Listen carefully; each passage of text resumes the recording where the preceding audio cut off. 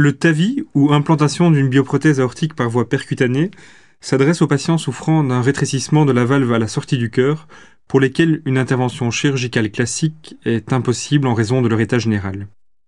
La prothèse valvulaire qui va leur être implantée est constituée de tissus biologiques d'origine animale. Cette valve est cousue à l'intérieur d'un stent, qui est une sorte de ressort métallique, qui va être amené au cœur à l'aide d'un cathéter.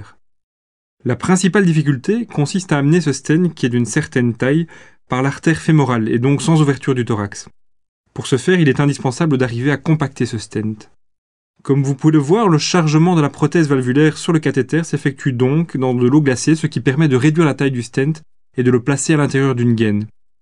Le cathéter est ensuite monté via l'artère fémorale le long d'un fil guide métallique qui a été monté jusqu'au cœur. Vous voyez donc que cette intervention se déroule en salle de cathétérisme de manière stérile, mais sans ouverture du sternum, ce qui constitue un avantage par rapport à l'intervention chirurgicale classique.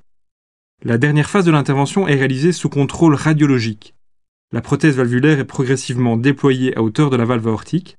Des injections de produits de contraste sont répétées de manière à assurer un positionnement correct. Le métal qui constitue le stent est doté de propriétés physiques remarquables. Il est malléable au froid, mais reprend une forme rigide à température corporelle. Au fur et à mesure que la prothèse est donc retirée de sa gaine, elle reprend sa forme d'origine et écrase la valve aortique native qui est malade. Cette valve aortique native a été préalablement dilatée à l'aide d'un ballon de manière à faciliter l'expansion du stent. Lorsque la prothèse valvulaire est complètement déployée, elle se détache du cathéter.